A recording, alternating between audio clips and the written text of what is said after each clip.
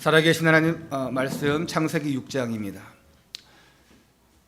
살아계신 하나님 말씀 창세기 6장 1절에서 8절까지의 말씀입니다.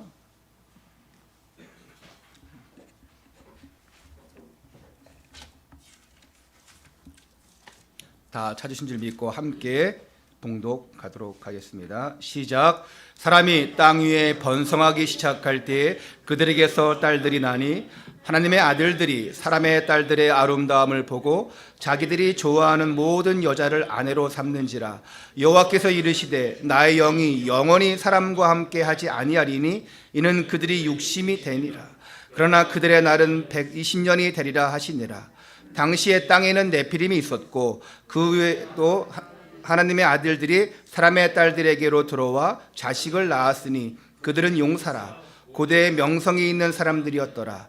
여호와께서 사람의 죄악이 세상에 가득함과 그의 마음으로 생각하는 모든 계획이 항상 악할 뿐임을 보시고 땅 위에 사람 지으셨음을 나타나사 마음에 근심하시고 이르시되 내가 창조한 사람을 내가 지면에서 쓸어버리되 사람으로부터 가축과 기는 것과 공중의 새까지 그리하니니 이는 내가 그것들을 지었음을 한탄함이니라 하시니라.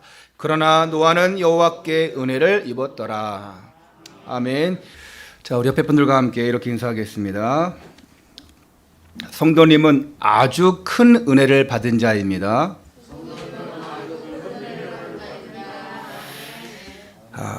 오늘도 은혜 입은 이 노아의 믿음을 가지고 예배드리는 가운데 복음의 뿌리를 깊게 내리시고 말씀 성취, 믿음 성장, 예배 성공의 축복을 받으시기를 주님의 이름으로 축원합니다.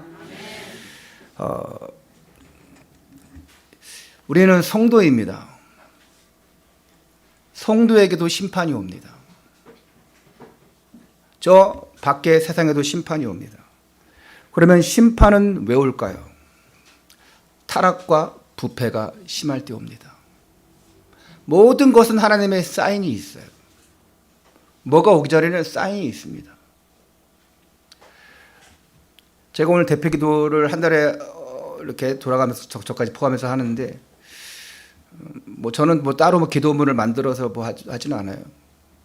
그때마다 생각나는 거. 근데 오늘 기도하면서 내년에 우리가 금요일도 말씀드렸지만 내년에 우리가 교회를 이전해야 되고 이전을 할 것인지 건축할 것인지 그거는 나의 계획이 아니니까 이전과 건축은 틀리거든요.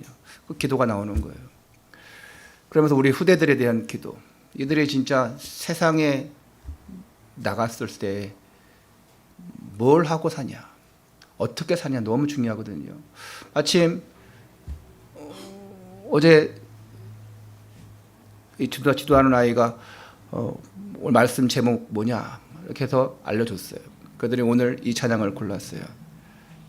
세상에 물들지 않고. 그럼 또 다음에 뭐라 그랬어요? 세상에 물들지 않고 그 다음에 뭐래요? 세상에 살지만 세상에 물들지 않고 성공에 매이지 않는. 오늘 말씀과 딱 맞는 거예요. 찬양 잘 골랐어요. 그러면 이 찬양처럼 돼야 됩니다. 우리는 그러잖아요. 말로만 그러는데 여러분 찬양으로만 그러면 안 돼요. 찬양은 곡조 있는 기도입니다. 언제 심판이 오냐? 타락과 부패가 심할 때 옵니다. 그 사인이 있어요. 더 이상 이 타락이 더 이상 갈 데가 없어요. 부패가 너무 만연해서 최악의 상황에 가서 이제는 더 이상 불패할 것이 없다. 그때에 심판 오는 거예요. 가인과 그 후손들이 하나님을 떠났습니다. 그들은 하나님을 떠난 이 가인의 육대손인 라멕 시대에 와서는 하나님의 이름마저도 잃어버립니다. 여러분이 예수님 잘 믿어도 여러분의 자녀들이 예수 안 믿는 그 시대가 올 수 있습니다. 지금이 그 시대일 수 있어요. 여러분이 잘 믿는 것 같았는데 여러분의 자녀는 안 믿어요. 여러분의 자녀들이 여호와의 이름을 부르게 하십시오. 할렐루야. 여호와의 이름을 불렀더라. 그때부터 예배가 회복되었어요. 여호와의 이름을 부르게 해야 돼요. 이것이 부모의 사명입니다. 여러분 자녀들이 잘 되는 거 다 원하고 바라지 않습니까? 할렐루야. 당연한 거예요. 저는 완준이를 보면서 완준이가 가정복음화 했다가 봅니다. 아마 그 부모들도 이렇게 인정할 거예요. 완준이가 변하지 않았으면 부모 안 변해요. 기도하니까 된 거예요. 할렐루야. 그 변했다는 것은 뭡니까?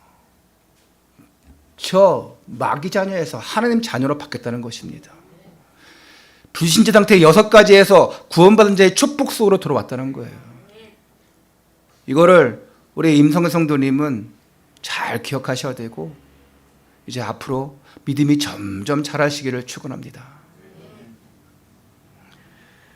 그러면 우리 렘넌트들은 이 시대에 살릴 렘넌트로서 복음 영적 서밋으로서 어떻게 서야 되겠습니까? 하나님을 경외하는 자녀들을 만드는 만큼 중요한 것이 없어요. 하나님을 경외하는 자로 서는 것만큼 중요한 게 없습니다. 여러분, 하나님을 경외하고 있다면 예배를 소홀히 할 수 있겠습니까? 할 수 없어요. 대기업 회장하고 약속을 했어. 그럼 어떻게라도 지키려고 목숨 겁니다. 대통령하고 약속해서 어떻게라도 지키려 합니다. 그들을 신뢰하고 두려워하니까. 근데 하나님을 두려워하지 않으면, 하나님을 신뢰하지 않으면 그렇게 안 되는 거예요. 예수 안 믿는 불신자와 똑같이 키우겠습니까? 저는 내 자녀 다 컸는데요. 그러면 그렇게 살게 내버려 두겠습니까? 우리 렘넌트들은 예수 안 믿는 불신자와 똑같이 생활하겠습니까? 이왕 신앙생활하는 거, 교회 생활하는 거 하나님 자녀로 렘넌트로 멋지게 영적 섬에서 신앙생활해야죠. 저는 이렇고요, 나는 이렇고요, 뭐가 이렇고요. 핑계는 하나님 앞에 소용이 없습니다. 가인이 이것이 전혀 안 됐어요. 자기 자신도 하나님을 떠났을 뿐 아니라 자기 자녀들도 그들에게도 하나님을 가르치지 않았어요. 언약 전달하지 않았습니다. 세상대로 그냥 살도록 놔뒀어요. 얼마나 비참합니까? 그 결과가 뻔하지 않습니까? 우리는 이 사람들을 가리켜서 가인의 후손이라고 합니다. 죄가 관영하고 가득하고 더 이상 버틸 수 없는 한계가 왔을 때 하나님은 사람 지으신 것을 한탄했다고 오늘 말씀하고 있습니다. 그래서 눈물을 머금고 심판하시기로 결심을 하십니다.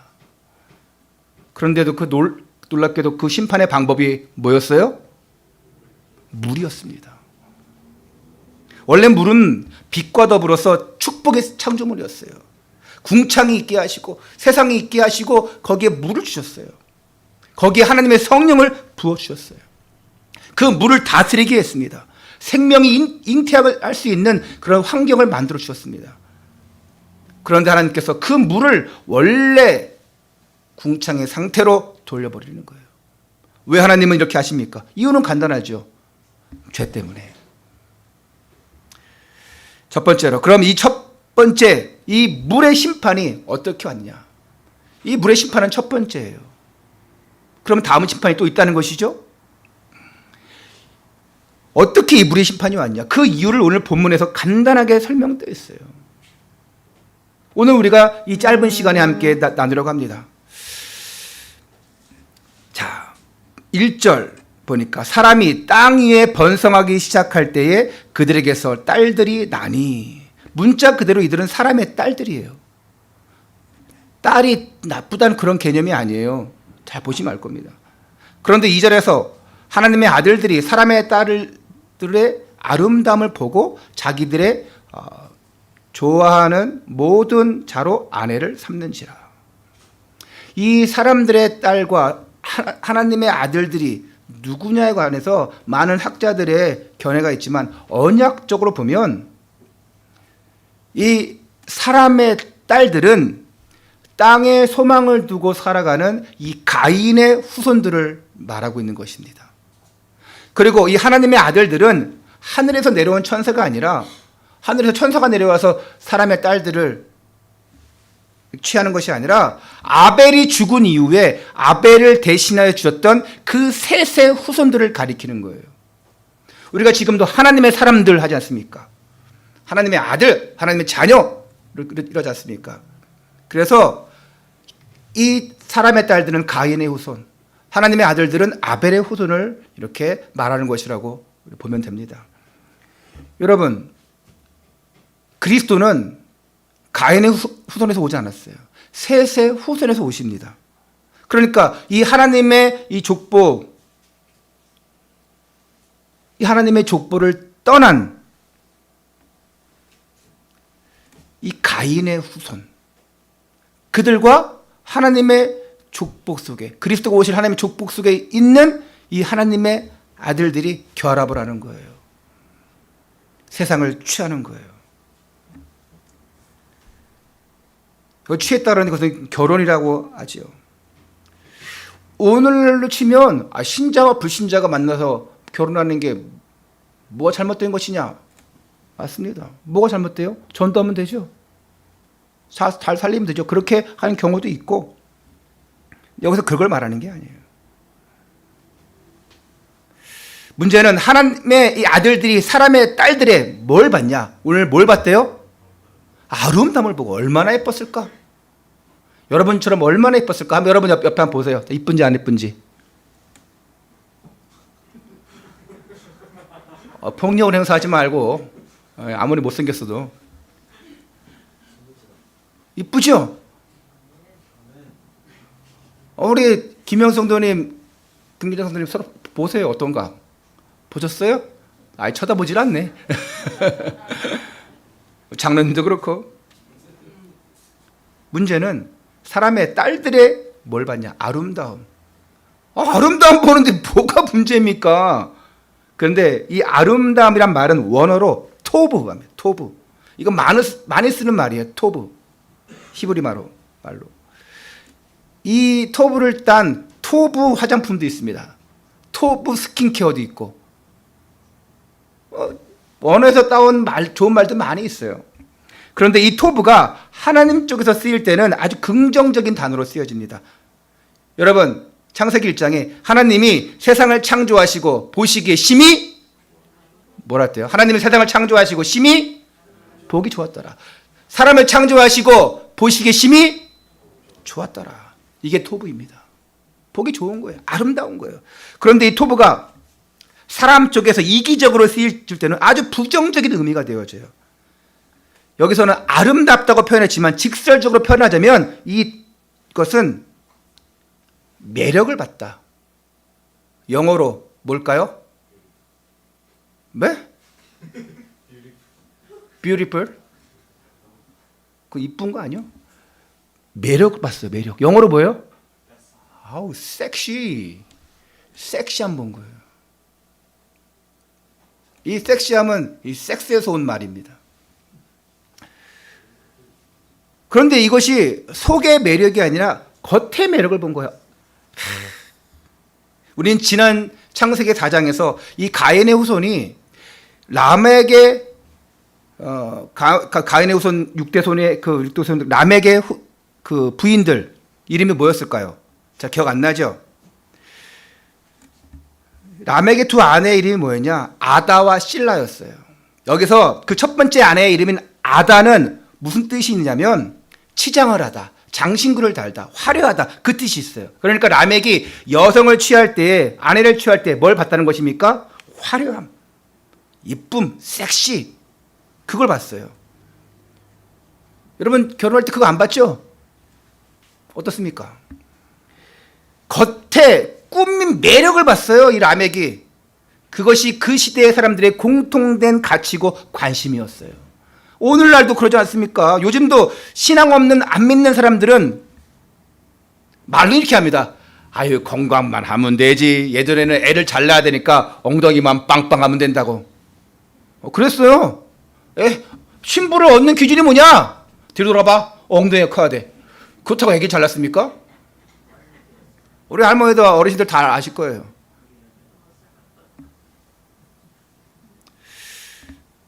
건강만 하면 되지. 할렐루야? 왜 아멘 안 하시면 맞잖아요. 남자들은 열에 9은 이렇게 얘기합니다. 뭐라 그래요? 너희들 갖고 있는 생각이 있잖아요. 얼굴만 이쁘면 돼요. 내 생각만 그랬나? 얼굴만 이쁘면 돼요. 또 여자들은 뭐라 그래요? 남자들 보고 뭐라 할까요? 아니요. 여자들은 남자 다 잘생긴 거 안 봐요. 그렇죠. 돈만 많으면 됩니다. 많이 들었구만. 이렇게 그렇게 얘기 안 해요. 호호호 돈만 많으면 돼요. 이런. 똑같나 모르겠네.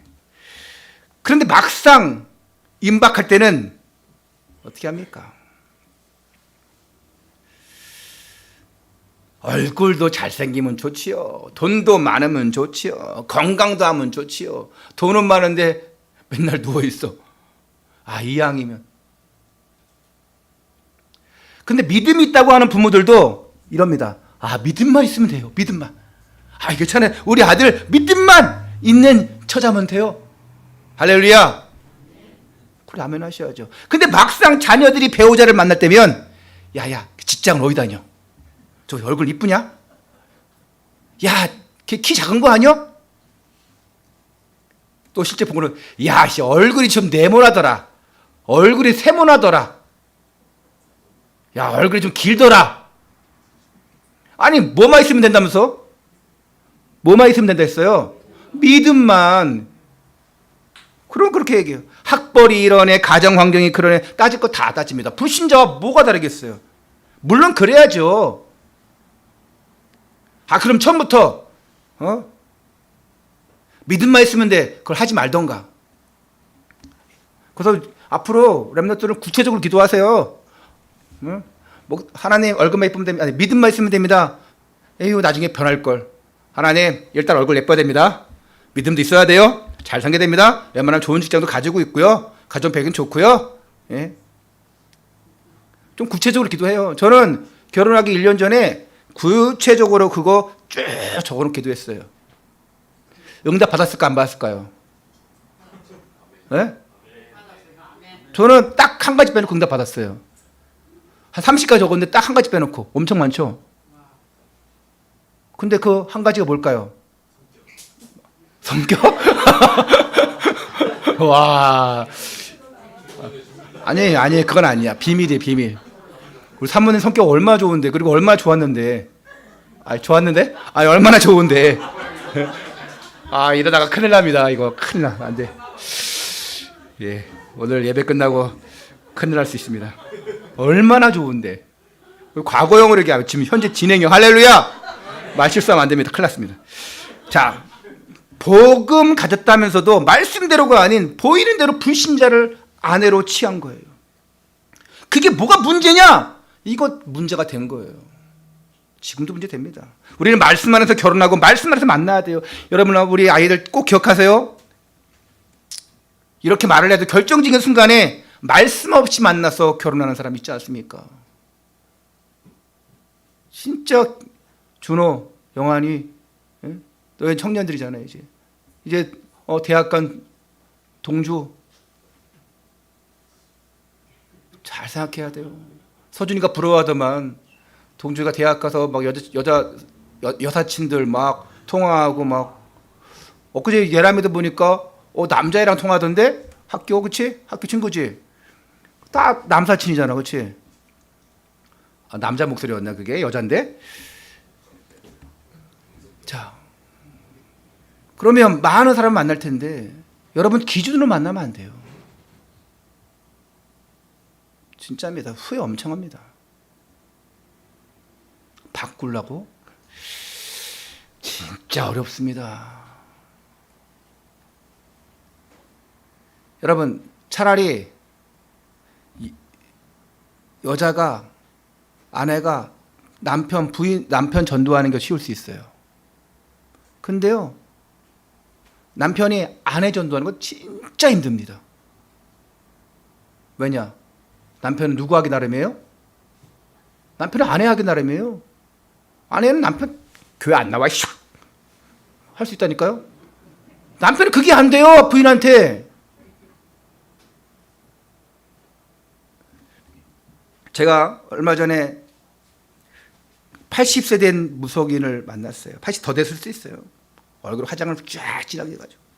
옛날에 아들이 결혼한다고 해서 며느리 될 사람을 데려왔대요. 그래서 보니까 처음에는 이 시어머니 될 사람이 무당이라는 얘기를 안 한 거야. 그래서 이 아들이 고민하다가 얘기를 했어. 그러니까 그 여자가 상관없다. 상관없다고. 나는 당신을 사랑하니까 상관없다. 그래서 그 시어머니 만나서 그 시어머니 될 사람도 너 교회 다니는데 괜찮겠냐? 괜찮다. 나는 교회 계속 다닐 거라고. 어머니 종교, 나의 종교. 그래서 오히려 반대로 제가 교회 다니는데 어머니 괜찮겠습니까? 괜찮다. 근데 이 무당은 괜찮다면서 속으로는 이랬다고 해요. 너 교회 다닐 수 있나 보자. 내 힘이 더 센데 보자. 그랬대요. 뭐 얘기하더라고요. 결과가 그렇게 나왔으니까 얘기하는 거예요. 그리고 한 30년 넘게 시간이 지났어. 교회 1년 간간히 다니다가 그 후로 40년 넘게 뭐 하고 있는지 아십니까? 이 시어머니 굿할 때 굿수발 도와주고 있어요. 이건 결혼의 문제랑은 틀린 것이지만 상관없어요. 전만의 말씀이요. 영이 약한데 복음이 없는데 끌려다니지 않겠습니까? 오직 그리스도가 안 되어야 되는데 끌려다닐 수밖에 없죠. 거기 휩쓸릴 수밖에 없죠. 흑암이 뒤덮일 수밖에 없는 거예요. 여러분 생각해서 잘 하시라는 거예요. 얼굴만 이쁘면 돼? 복음 있고 얼굴 이쁘면 돼요. 돈만 많으면 돼? 복음 있고 돈 많으면 그것만큼 좋은 게 어딨어요. 노아 시대의 제일 문제는 뭐냐? 말씀이 끊긴 거예요. 복음이 없어진 것입니다. 그러니까 자기 멋대로 말씀의 핵인 창세기 3장 15절에 여자의 우선 예수 그리스도 모든 문제 결자 이 언약이 끊겨버린 것입니다. 물론 좋아하는 사람을 남편으로 아내로 맞이하고 사랑하고 결혼하는 거 맞지만 중요한 것은 말씀 안에서 언약 안에서 해야 됩니다. 노아 시대의 인생의 대사를 결정하는 그 결혼 문제에서 그들이 가졌던 가치관이 뭐였냐고요? 그 겉의 매력, 그 섹시함을 봤다는 거예요. 육체의 정욕, 그 욕구만을, 그 욕망만을 추구한 거예요. 그 결과가 어떻게 되었는지를 한번 보겠습니다. 3절입니다. 여호와께서 이르시되 나의 영이 영원히 사람과 함께 하지 아니하리니 이는 그들이 육신이 됨이라. 여기서 육신은 사람을 말하는 것이 아니에요. 이 육신은 부패함과 죄성을 얘기하는데 이로 인해서 죽을 운명이 되었다는 것입니다. 이걸 영적으로 다시 말하면 하나님과 반대되는 모든 가치관이 육신이 되었다는 것입니다. 그냥 모든 생각하는 관점이 다 육신이에요. 하나님 먼저? 예배 먼저? 목사님 먼저? 우리 랩런트 먼저? 그게 아니에요. 그냥 나 세상 완전 나 중심, 세상 중심, 거짓 성공 중심으로 가버렸습니다. 3절 후반절 보니까 그러나 그들의 날은 120년이 되리라 하시니라. 여기서 120년, 즉 120년 이게 뭡니까? 여러분 생각해 봤습니까? 그들의 날은 120년. 그럼 120년이 한계란 뜻인데 여긴 두 가지 견해가 있습니다. 첫 번째 견해는 문자 그대로 이제 지금부터 120년의 시간밖에 없다. 120년 후에는 심판이 올 것이다. 또 하나 얘기는 홍수가 나서 인간의 수명은 120년을 왔다 갔다 하는 그 수준에 올 것이다. 실제로 궁창이 열리고 하늘이 뚫리고 대기권과 오존층이 막 파괴되면서 엄청난 홍수가 그냥 막 쏟아집니다. 그러고 나서는 인류의 그 수명이 전에와는 다르게 완전히 툭 떨어져요. 그렇잖아요? 자, 노아 홍수 오기 전에는 보통 몇 살 살았습니까? 천년까지 산 사람은 없어요. 보통 몇 살 살았어요? 이 성경에 보니까 800년, 900년, 500년. 어떻게 보면 제일 적게 산 사람이 에녹이야. 365년. 무드셀라는 몇 살? 900. 바로 969년. 이랬어요. 여러분, 요즘 우리 송동호 장로님 거기 동월아파트 노인정의 경로당의 회장이신데 노인정 60세가 들어가면 받아줍니까? 안 받아줍니까? 바다는 줄 수는 있겠죠. 근데 여기 애가 왜 왔어? 아마 그럴 거예요. 아이 취급받을 거예요 아마. 그런데 이 당시에 백세는요 명함도 못 내밀어요. 저 100세 살았는데요. 이 자식이 이거 내가 아는 그 목사님 내 형님 그러는데 우리가 뭐라 하면은 이놈의 자식들이 같은 목사들끼리인데도 나이가 이제 그분도 한 64세 됐거든요. 이놈의 자식들이 아마 그럴 거예요. 아니 그냥 애로 보는 거죠. 이게 홍수 위에 딱 떨어집니다. 그래서 모세가 몇 살까지 살았죠? 모세가 몇 살까지 살았어요? 120세. 성경에 그 이후에 더 오래 산 사람이 거의 없습니다. 이 두 견해가 있는데 홍수 때까지 남은 날 120년을 말하는 것이냐, 홍수 이후에 인간의 한계 수명이 120년이 된 것이냐, 여기마다 학자마다 다 견해가 다른데 우리는 뭘 택해 되겠습니까? 그냥 둘 다 택하면 됩니다. 둘 다 맞아요. 홍수 때까지 120년 남았어요. 그리고 과학적으로도 지금도 쭉 성경적 보니까 120년 이상을 산 사람이 거의 없어요. 지난주에 본 무드셀라는 몇 년 살았습니까? 969년. 그런데 가장 길게 생존케 한 이유가 있어요. 왜? 이 자녀가 죽으면 심판이 와요. 그래서 어떻게든지 오래 살아서 이 심판의 경고를 하게 합니다. 이 인생의 날, 이 나이 숫자 안에는 무엇이 감춰 있냐? 하나님의 이 기다림이 감춰져 있는 거예요. 하나님의 긍휼함이 감춰져 있는 거예요. 조금만 더. 이와 같이 120년도 하나님의 기다림이 감춰져 있습니다. 인간의 상태를 보면 언제 심판해야 됩니까? 인간의 상태를 보면 언제 심판해야 돼요? 지금 당장. 그런데 하나님이 120년을 유예시켜 주는 거예요. 좀 더 기다려보자. 하나님의 기다림, 하나님의 은혜, 하나님의 사랑, 하나님의 자비, 이게 있던 것입니다. 여러분, 자녀들 막 뭐 할 때, 혼낼 때 이 아이를 저주하려고 혼냅니까? 깨닫게 하려고 하잖아요.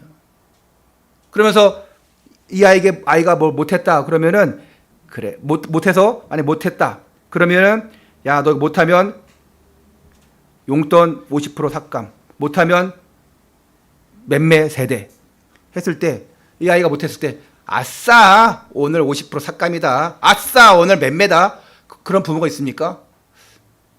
안타까워하죠. 일부러 그렇게 되라고 빌지는 않아요. 그렇게 안 되기를 원하기 때문에 경고하고 있는 거예요. 그렇게 하지 마라. 그렇게 하면 너 맴매가 덕대야, 너 50% 삭감이야, 절대 그렇게 하면 안 돼. 경고하시는 거예요. 근데 기다려주고 우리 아이들과 포럼 나눌 때도 시간 정해져 있습니다. 어떤 애들 시간 넘었어요. 그래 오늘까지다, 오늘만 그렇다 하고 내가 또 넘어가 주기도 합니다. 대신 너 저기 시간 넘었으니까 성경은 읽었으면 좋겠다, 그렇게 하기도 합니다. 나쁜 건 아니니까.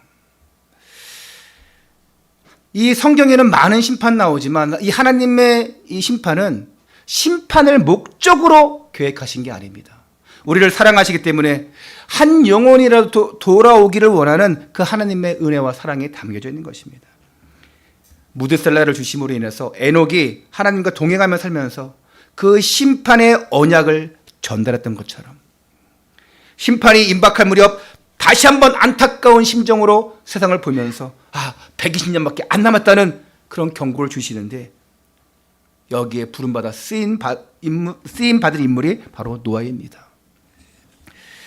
자, 계속해서 당시의 상황이 어땠는지 보겠습니다. 4절 봅니다.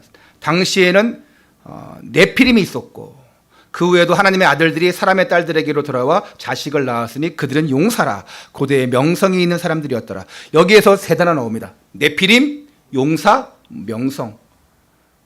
전의 성경에는 명성은 유명하였더라. 우선 네피림은 많은 이 풀이가 있어요. 나팔이라는 뜻도 있고 하늘에서 떨어졌다는 뜻도 있어요. 그리고 또 다른 뜻으로는 거인, 장부 이런 뜻이 있습니다.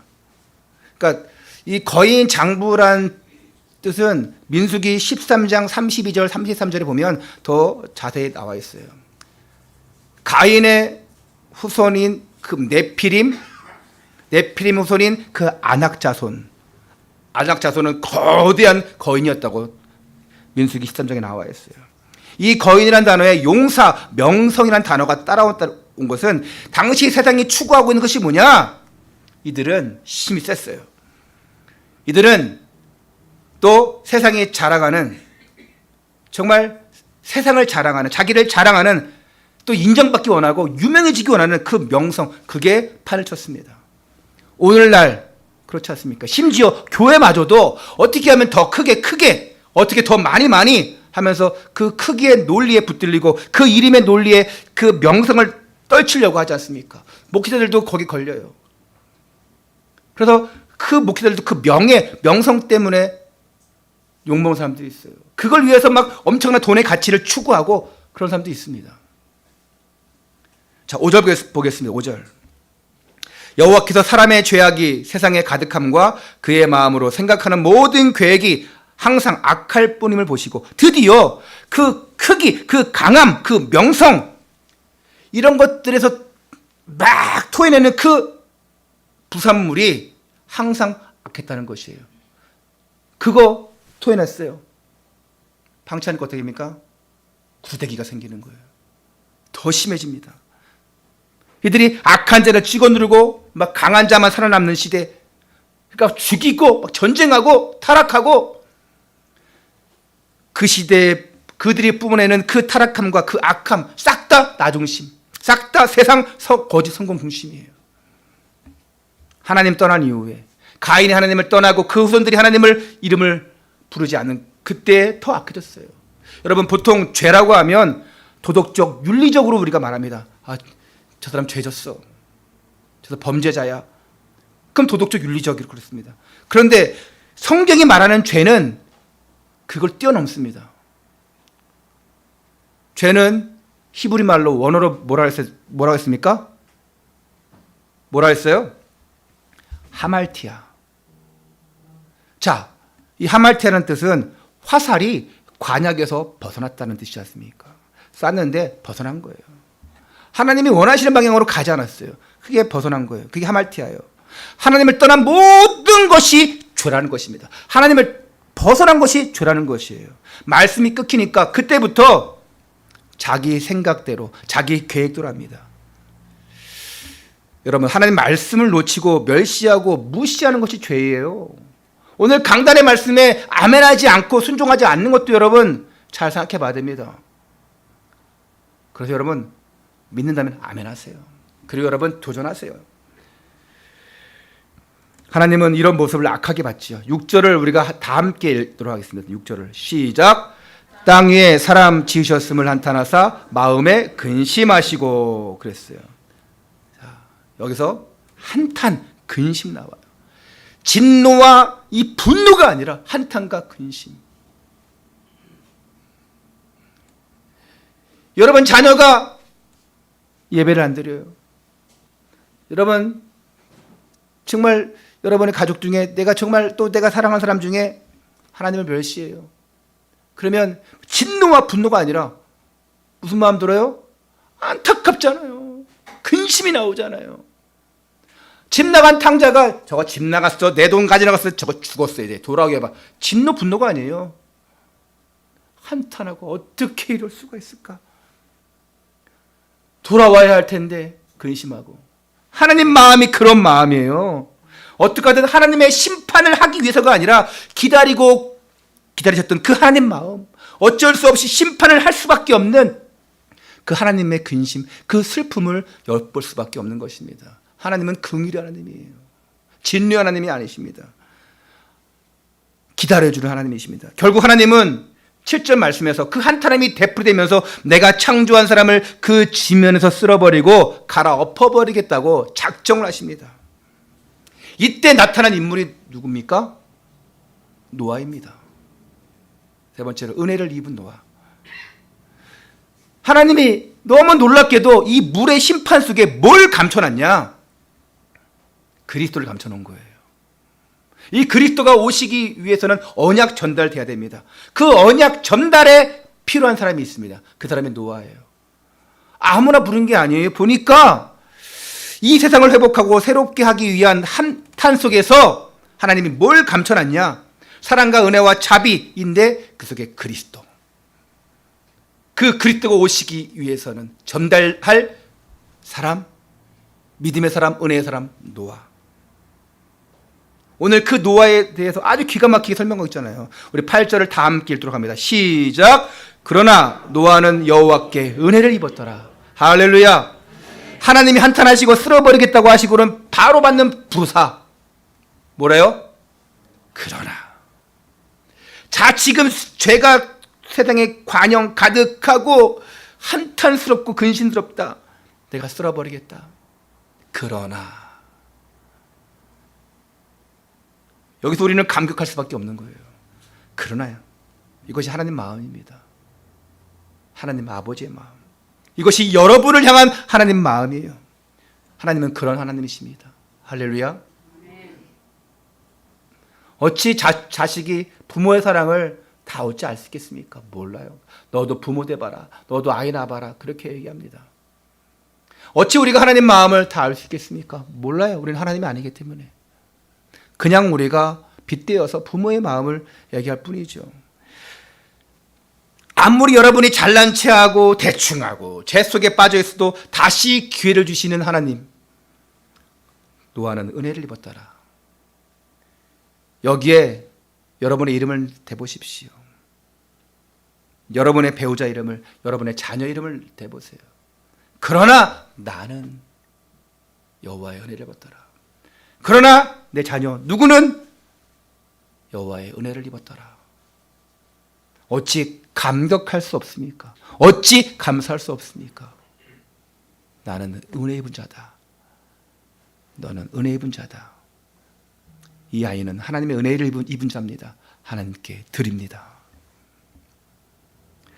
이 은혜를 입은 자를 다른 말로 표현하자면 하나님 앞에 경건한 자가 되었다는 것입니다. 이 경건한 자, 이 은혜 입은 자가 오늘날 누구입니까? 이 경건한 자, 이 은혜를 입은 자가 오늘날 누구예요?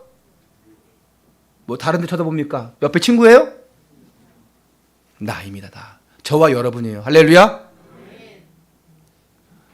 그러나 그래도 여러분이 잘난 체하고 자랑하고 죄가 막 많이 있는데도 그러나 하나님 말씀하십니다. 그게 하나님 은혜예요. 그게 하나님 긍휼하십니다.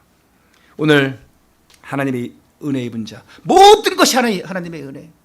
모든 것이 은혜 하지 않습니까? 내가 살아있는 것도 숨을 쉬는 것도 건강한 것도 그래서 이 자리에 와서 앉아서 예배 드리는 것도 은혜이지 않습니까? 예배를 드리고 싶은데 못 와요. 예배를 드리고 싶은데 어떻게 할지를 몰라요. 여러 가지가 많아요. 그리고 어릴 때 이 복음을 깨달았다는 것. 깨달았어요? 이 복음을 안다는 것. 얼마나 하나님의 은혜입니까? 세상 소망 다 사라져가도 세상 사람들이 완전 죄 가운데 다 빠져 있어도 여러분을 향한 하나님의 사랑은 끝이 없습니다. 로마서 8장 35절 말씀처럼 누가 우리를 그리스도의 사랑에서 끊으리요? 끊을 수가 없어요. 여러분은 남은 자입니다. 여러분은 은혜 받은 자예요. 은혜 받고 남는 거예요. 마지막 시대를 살아가는 여러분이 은혜 입은 남은 자입니다. 할렐루야. 이 은혜 입은 자로서 노아처럼 살아가시기를 바랍니다. 노아는 120년 후에 올 심판을 신뢰하고 두렵고 떨리는 마음으로 기다렸습니다. 오늘 우리가 그래야 돼요. 앞으로 올 두 번째 심판, 보통 불의 심판이라고 합니다. 첫 번째 물의 심판, 두 번째 불의 심판, 마지막 종말입니다. 그때를 위해서 우리가 어떻게 살아야 되겠습니까? 은혜를 입었더라. 그러면 어떻게 하면 되겠습니까? 다른 게 없어요. 피켓 들고 예수천당 불신족 외치라는 게 아니에요. 그건 정말 특별한 은혜 받은 사람들이 합니다. 필요합니다. 지금 내가 있는 이곳에서 은혜를 받으라는 것입니다. 이런 찬양이 있지 않습니까? 주의 보좌로 나아갈 때에 어떻게 나가야 할까? 다 같이. 나를 구원한 주의 십자가 그것을 믿으며 가네. 자, 할렐루야. 자격 없는 내 힘이 아닌 오직 예수님의 보혈로, 그 십자가 보혈, 완전하신 사랑, 힘입어 나아갑니다. 힘입어 예배합니다. 할렐루야. 주의 보좌로 나아갈 때 그것을 믿으며, 그게 은혜입니다. 히브리서 4장 16절. 그러므로 우리는 궁일하심을 받고 때를 따라 돕는 은혜를 얻기 위하여 은혜의 보좌 앞에 담대히 나아갈 것이니라. 오늘도 하나님의 은혜 사모하고 이 자리에 나왔습니다. 하나님께서 여러분에게 은혜 주시는 줄 믿습니다. 그리고 믿으시기 바랍니다. 그리고 우리는 날마다 새로운 은혜를 받아야 됩니다. 어쩌다가 어떻게 하다가 간신히 억지로 힘들게 온 게 아니에요. 하나님의 은혜로 붙들어 주시고 오게 하신 것입니다. 여러분의 발걸음으로 여러분 옷 입고 아이고 해가지고 차 몰고 오신 것 같죠? 천만의 말씀이 하나님께서 여러분 불러주신 것입니다. 오늘 한번 교회 가볼까 해서 오신 게 아니에요. 하나님께서 은혜 주시기 위해서. 그래서 은혜 보좌 앞에 나가야 돼요. 왜? 은혜 없이는 살 수가 없습니다. 은혜 아니면 살아갈 수가 없네. 할렐루야. 노아가 훌륭해서가 아니에요. 하나님의 은혜를 입었습니다. 하나님 보좌 앞에 나갔습니다. 그래서 예배 성공해야 돼요. 예배 성공 못하면, 궁일하지 못하면, 하나님의 긍휼을 얻지 못하면 살아남을 수가 없습니다. 그리고 우리가 마지막 시대에 뭘 하냐? 내가 있는 자리에서 예배 드리면서 하나님 보좌 앞에 나가면서 또 뭐 하냐? 방주를 만드는 거예요. 할렐루야. 우리 앞으로 죽는 그 순간까지 방주 만들기를 축원합니다. 왜 아멘 안 하셔요? 방주 만드세요. 할렐루야. 오늘의 방주가 뭡니까? 교회예요. 여러분 자신이고 우리 교회입니다. 뭘 만들어 뚝딱뚝딱 해가지고 산 옆에서 나무 베어가지고 그걸로 벌목 그거 큰일 납니다. 그거 잡혀가요. 그 방주가 아니에요. 교회를 만들어가는 거예요. 그건 뭐냐? 전도운동입니다. 말씀운동이에요. 제자운동입니다. 곳곳에 무너지지 않는 시스템을 만들어가는 거예요. 그것이 심판과 재앙을 막는 길입니다. 할렐루야. 그 카톡 계속 이렇게 진동 오는데 무음으로 해서 무음. 내 건지 알고 계속 보고 있는데 이 심판과 재앙을 막는 말씀 전도 제자 운동, 이걸로 진짜 237과 5천 종족 살리는 그 증인 전도자가 다 되시기를 주님의 이름으로 축원합니다. 기도하겠습니다. 하나님께 감사를 드립니다. 노아가 하나님의 은혜를 입어서 그 우주적 심판에서 살아남은 것처럼 우리들에게도 은혜를 더해 주셔서 이 재앙 가운데 살고 있고 또 살 수밖에 없지만 지금까지 하나님의 인도를 받고 살아오게 하신 것처럼 앞으로도 은혜 가운데 살고 이 은혜를 가지고 노아 시대와 같이 이 병든 시대, 암울한 시대, 위기를 만난 시대에 정말 하나님의 심판을 예고하고 오직 그리스도밖에 없다는 이 복음을 알릴 수 있는 하나님의 증인으로 전도자로 축복하여 주옵소서. 복음 가진 성도들 렘넌트를 통해서 하나님의 심판을 피할 뿐만 아니라 이 시대와 정말 미래의 재앙도 막게 될 줄 믿습니다. 오늘 이 말씀을 노아 시대의 말씀으로만 국한하고 듣는 것이 아니라 나에게 주신 말씀을 굳게 붙잡는 시간, 은혜의 보좌 앞으로 나가는 시간, 결단하고 나가는 시간으로 축복하여 주옵소서. 하루 종일 은혜 받기에 우리가 부족하옵도록 오직 성령의 충만함으로 더하여 주옵소서. 주 예수 그리스도 이름으로 감사하며 기도하옵나이다. 아멘.